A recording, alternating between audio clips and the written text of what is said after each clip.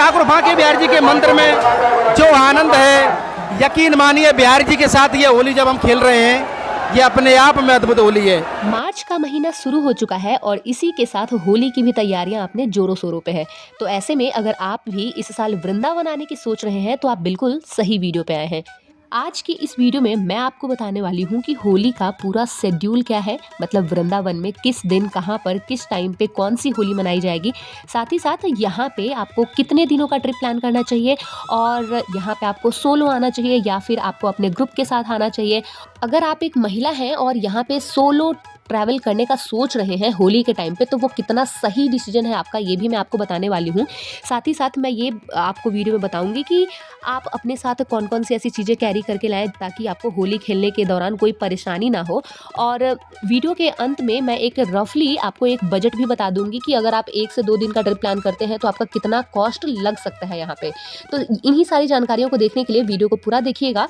और चलिए सबसे पहले स्टार्ट करते हैं कि आपको अपना जो वृंदावन का प्लान है, मथुरा का प्लान है, वो कितने दिनों का रखना चाहिए। तो अगर आप होली के टाइम पे आ रहे हैं तो मेरी मानिए 2 दिन का प्लान मोर देन इनफ है। अब 2 दिन में भी ये डिपेंड करता है कि आप कौन सी होली देखना चाह रहे हैं। तो चलिए इसमें सबसे पहले मैं आपको ये बता देती हूँ कि जो बसंत पंचमी होता है, मतलब इस बार बसंत पंचमी 2 फरवरी को था, तो 2 फरवरी से बांके बिहारी जी को पहले गुलाल लगाया जाता है और उसके बाद पूरे 40 दिनों तक होली का त्यौहार यहाँ पे मनाया जाता है वृंदावन में। तो 2 फरवरी से शुरू हो चुका है होली का त्यौहार और ये अगले 14 मार्च तक चलने वाला है, जिसमें से जो मेन होली जहाँ खेली जाती है वो डेट कुछ इस तरीके से है, स्क्रीन पर आपको दिख रही होंगी। 7 मार्च को लड्डू होली है जो कि बरसाना में खेली जाएगी श्रीजी टेम्पल में। 8 मार्च को लठमार होली अगेन बरसाना में ही खेली जाने वाली है, मेन वहाँ होली का एक बड़ा सा ग्राउंड है वहाँ पे। और उसके बाद 9 मार्च को फिर से लठमार होली है, लेकिन इस बार नंदगांव में खेली जाएगी और नंदगांव में एक नंद भवन टेम्पल है, वहाँ पे खेली जाती है। उसके बाद 10 मार्च को फूलों की होली खेली जाती है, बहुत ही सुंदर होती है। मैं तो बिल्कुल ही सजेस्ट करूंगी आपको कि जब आप मतलब प्लान कर रहे हैं वृंदावन आने का तो आप 10 तारीख को जरूर यहाँ आना, वो भी बांके बिहारी मंदिर में जो फूलों की होली खेली जाती है वो देखने बहुत सुंदर होता है। और उसके बाद 14 तारीख को जिस दिन मेन होली है, तो उस दिन तो पूरा मथुरा में वृंदावन में जो पानी से और रंगों से जो होली खेला जाता है वो तो सभी को पता है। तो ये कुछ इस तरीके की डेट है जो वृंदावन में इस बार होली खेली जानी है। अब इसके बाद बात करते हैं कि अगर आप 1 या 2 दिन का अपना ट्रिप प्लान कर रहे हैं तो यहाँ पे आपको कैसे आना है। तो मैं ना दिल्ली से बेसिक एक आपको रफ आइडिया दे देती हूँ कि जैसे दिल्ली से वृंदावन के लिए आपको ईजिली बसेस मिल जाएंगी, ट्रेन मिल जाएंगी, या फिर आप चाहे तो अपनी पब्लिक ट्रांसपोर्ट से तो आ ही सकते हो, अपनी प्राइवेट व्हीकल से भी यहाँ पे आ सकते हो। और यहाँ आने के बाद रुकने के लिए भी कोई दिक्कत नहीं है। पूरा वृंदावन में मथुरा में आपको कई सारे होटल्स मिल जाएंगे, धर्मशाला मिल जाएंगी और आप आराम से, मतलब अगर मैं धर्मशाला की बात करूँ तो 500 पर नाइट चार्जेस लगते हैं, तो इस तरीके से यहाँ रुक सकते हैं। खाना बहुत ही सस्ता है, मतलब अगर मैं बात करूँ पर पर्सन की तो मान के चलिए कि पूरे दिन का 500 लगेगा, मतलब 3 से 4 टाइम अगर आप खाएंगे तो 500 लगेंगे। और खाने में यहाँ पे बहुत सारे ऑप्शंस मिल जाएंगे, लिट्टी, कचौरी और जलेबी, ये सारी चीज़ें आपको ईजिली मिल जाएंगी। यहाँ मैं ना एक छोटी सी टिप मैं आपको जरूर देना चाहूँगी और वो ये कि जिस भी दिन का आपका प्लान हो मथुरा वृंदावन आने का, मतलब सपोज आपको 10 तारीख को यहाँ पे होली देखने का प्लान है, होली खेलने का प्लान है, तो मैं रिकमेंड करूँगी कि आप एक रात पहले, मतलब 9 की रात में ही आप वृंदावन या मथुरा जहाँ भी आपको फिजिबल हो वहाँ पे आ जाइएगा और वहाँ सेटल डाउन हो जाइए, मतलब होटल ले लीजिए और आराम से एक रात स्टे कीजिए और बाहर निकल के थोड़ा सा देखिए कि माहौल कैसा है, क्योंकि नेक्स्ट डे जिस दिन आपको होली खेलने जाना होगा उस दिन ऑलरेडी काफ़ी भीड़ रहती है। तो ऐसे में आप सुबह सुबह आते हो, सेटल डाउन करने में 10-11 बज जाते हैं ऐसे ही, तो इसलिए मैं रिकमेंड करूँगी कि आप एक दिन पहले आ जाना। और जैसे और भी जगह है ना यहाँ पे, तो वो थोड़ी सी डिस्टेंस पे है। अगर मैं बात करूँ, अगर आप मथुरा आते हो तो वहाँ से ना बरसाना अगर आपको जाना होगा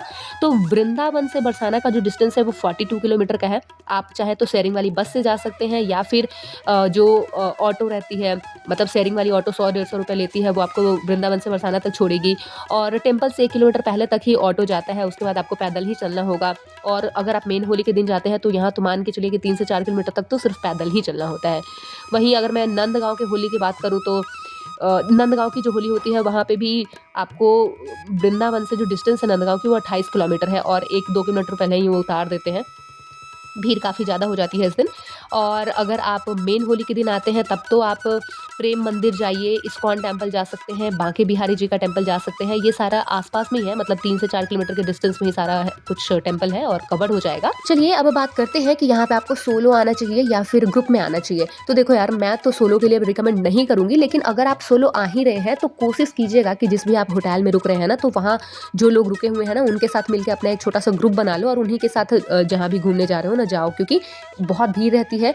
और मतलब यहाँ जो भी लोकल्स लोग होते हैं ना, लोकल्स ज़्यादा होते हैं, बाहर के लोग कम ही रहते हैं। तो मतलब छेड़खानी तो नहीं कहूँगी, लेकिन मतलब यू विल फील अनकंफर्टेबल, ऐसा हो सकता है आपके साथ। तो इसलिए मैं रिकमेंड करूँगी कि एक ग्रुप बना के रहना। चलिए अब बात करते हैं कि यहाँ अगर आप आ रहे हैं तो अपने साथ क्या क्या चीज़ें कैरी करें। तो सबसे पहले तो कैश रख लेना, क्योंकि बहुत बार ऐसा होता है ना कि ऑनलाइन ट्रांजैक्शन नहीं हो पाती है बहुत सारे शॉप पे, तो इसलिए कैश रख लेना। अगर आपके पास कैमरा है या फिर मोबाइल भी है ना, तो उसको कवर करने के लिए एक प्लास्टिक ज़रूर रखना, क्योंकि पानी कहीं से भी गिर सकता है आपके ऊपर, रंग कहीं से भी गिर सकता है, इसके लिए। और एटीएम मतलब मान के चलो कि बंद ही रहता है, इतनी भीड़ रहती है कि आप पहुंच भी नहीं पाओगे वहाँ तक। और साथ ही साथ अपने पास एक सनस्क्रीन लोशन रख लेना या फिर मॉइस्चराइज़र रख लेना, क्योंकि बहुत ज़्यादा मतलब कलर वगैरह आपके ऊपर आके गिरेंगे, तो इसलिए अपने बॉडी पे पहले से ही ऑयल लगा सकते हो आप, ताकि आप प्रोटेक्ट कर लो खुद को। बालों में भी तेल लगा के जा सकते हो, ताकि ज़्यादा से ज़्यादा आप बचो स्किन के जो भी इन्फेक्शंस होते हैं उनके लिए। और होली वाले दिन तो भाई बहुत ही ज़्यादा भीड़ रहती है, उस दिन तो आपको कलर ले जाने की भी कोई ज़रूरत नहीं है, आप बिना कलर के भी रोड पे बस निकलो और पूरा भीग जाओगे। एंड हाँ, एक और बात कि होली के दिन ना आप मतलब होली के एक दिन पहले ही आप कुछ खाने पीने का सामान रख लो, क्योंकि होली के दिन पूरा मार्केट जो है वो बंद रहता है और आपको कहीं भी कुछ भी खाने को नहीं मिलेगा। तो इसलिए अपने साथ ड्राई फ्रूट्स या फिर फ्रूट वगैरह पहले ही खरीद के एक दिन रख लो। तो गाइस अब बात करते हैं टोटल बजट की। तो बजट में सबसे पहले फूड कॉस्ट ऐड करते हैं, जो मैंने पहले भी बताया था कि 500 पर पर्सन का लगेगा। रुकने के लिए अगर आप धर्मशाला में रुक रहे हो तो पर पर्सन का जो चार्ज है वो 500 अगेन मान के चल लीजिए। तो टोटल आप 2 दिनों का अगर ट्रिप कर रहे हैं तो पर पर्सन 3000 तो मिनिमम आपका जाएगा ही जाएगा। और अगर जैसे आप अच्छे होटल में रुकते हैं या फिर अच्छे रेस्टोरेंट वगैरह में खाना खाते हैं, तो जो आपका बजट है ना 2 दिनों का, वो मैक्स टू मैक्स 7000 जाएगा, इससे ज़्यादा नहीं जाएगा। सो आज के वीडियो के लिए बस इतना ही। एंड आई होप कि आज की जो ये इन्फॉर्मेटिव वीडियो थी ये आपको पसंद आई हुई होगी। तो भाई अगर आपको मेरी वीडियोज अच्छी लगती है, मैंने जो भी इन्फॉर्मेशन शेयर करा वो आपके लिए यूजफुल होती है, तो इस वीडियो को लाइक कर दीजिएगा और अपने उन दोस्तों के साथ शेयर कीजिएगा जो इस साल वृंदावन जाने का प्लान कर रहे हैं। तो इस वीडियो के कमेंट में आप मुझे ये बता सकते हैं कि आप किस डेट पे इस बार वृंदावन जाने का प्लान कर रहे हैं। And thank you so much for watching.